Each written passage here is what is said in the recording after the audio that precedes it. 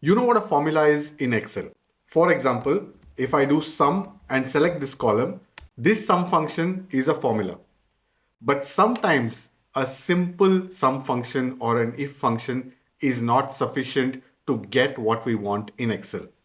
Sometimes it is required to have multiple formulas within each other.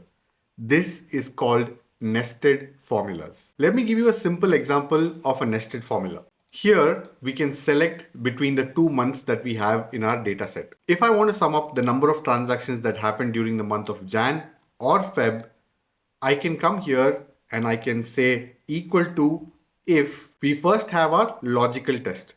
We want to see if this cell right here contains January or February, right? So we're going to select this cell as our logical test and say equal to this cell here because this is January, comma, if it is in fact January, so value if true, we are going to say sum of the number of transactions that happened in the month of January. Let's close that bracket. If it is not January, since we only have 2 months in this case, we are going to say sum of the number of transactions that happened in the month of February. Close the brackets and we can see that we have 333 transactions during the month of January.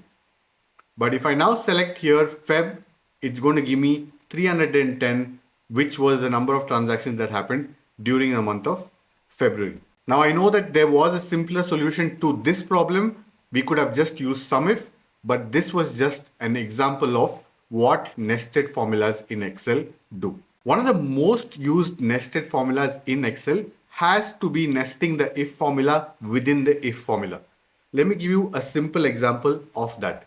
Let's say if the logical test here would be to check if the month is in fact January. If true, we want to sum the items in January. And now when it says if false, we are not just going to say sum of the others because we have multiple months in this case. What we are in fact going to say is if, again, the logical test, the same logical test is equal to in quotes Feb. Now we're checking if the value is true for the second part of the if condition. So in this case, we're going to say sum of the items for February. Now, as you might have guessed, again, we're going to check if it is false. We're going to check if it is in fact matching with the month March. If it is true, sum of the items in March.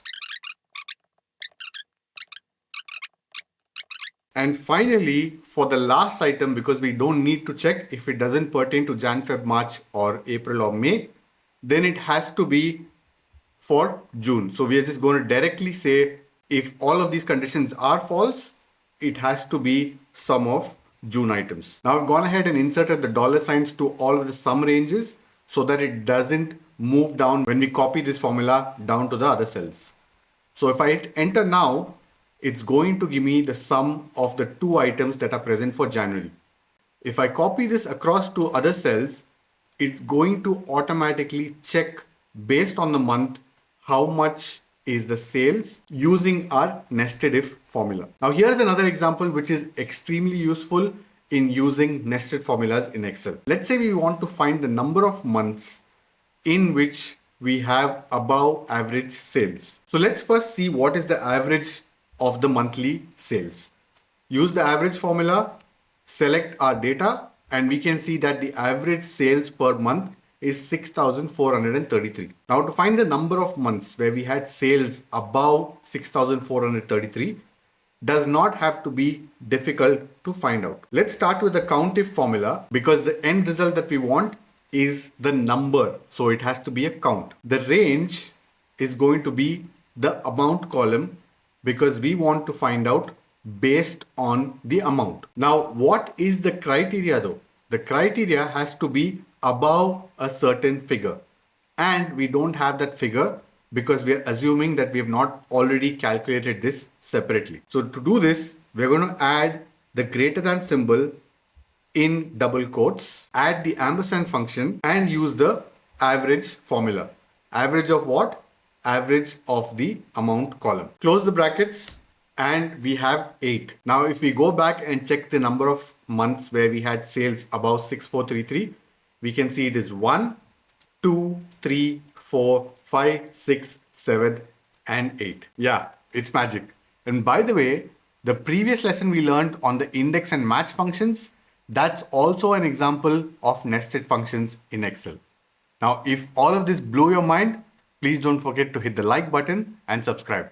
I'll catch you in the next one.